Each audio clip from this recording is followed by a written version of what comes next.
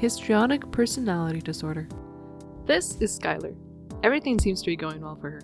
She is single, going to university part-time, while working a job as a teacher for children with disabilities. She just radiates joy and a love for life, and dresses with a personality to match. When she is not working, she leads an active social life and has a new date every evening. So where's the problem, you might be wondering? They sound like someone you want to get to know, right? Let's get to know her more.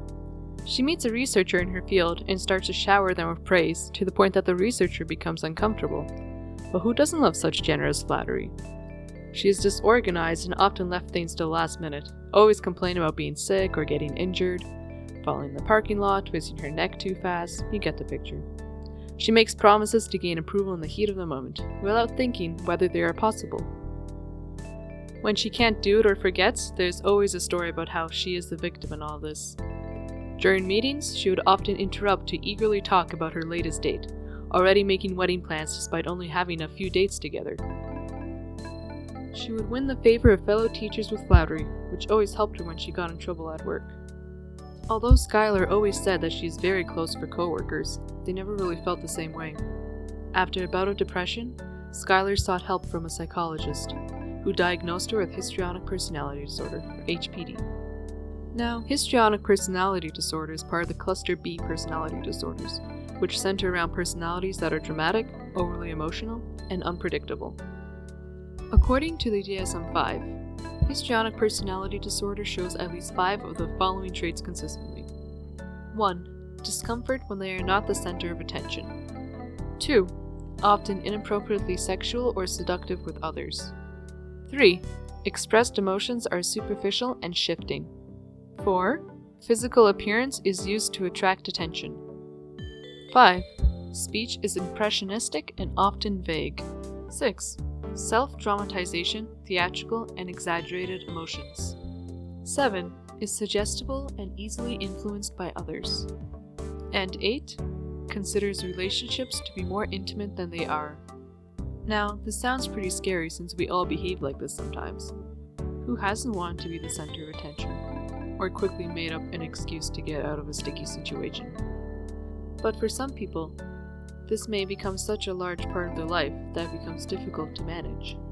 Causes.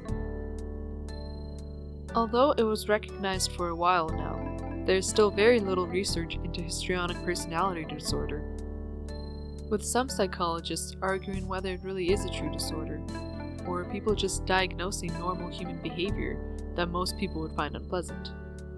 Women especially are more likely to be diagnosed than men, which further begs the question, where does the issue really lie?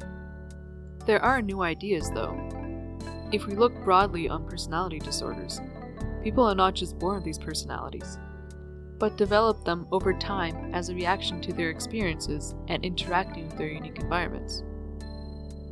With studies showing that having early childhood adversity, like abuse or a dysfunctional family, may be a risk factor in developing a personality disorder. Having a personality disorder is difficult, both for the individual and those around them. And it's important to remember that it affects more than just a person's social life and relationships.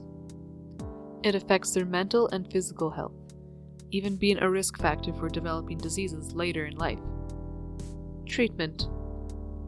Typically, treatment involved correcting the attention-seeking by trying to replace it with more appropriate behavior. However, views are changing on personality disorders in general, and so are the treatment options.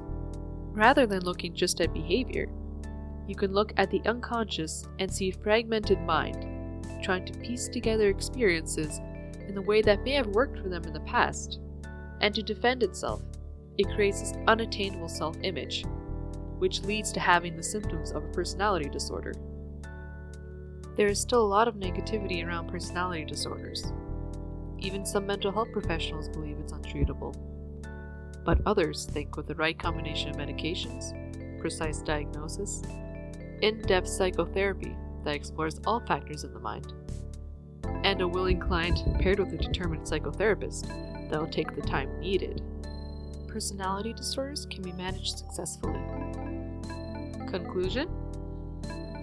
It's important to remember that personality disorders fluctuate. They can come and go and may even disappear with the right treatment. That is why it is so important to get help. And really, not be afraid to seek treatment that is the right fit, which is tailored and as unique as you are.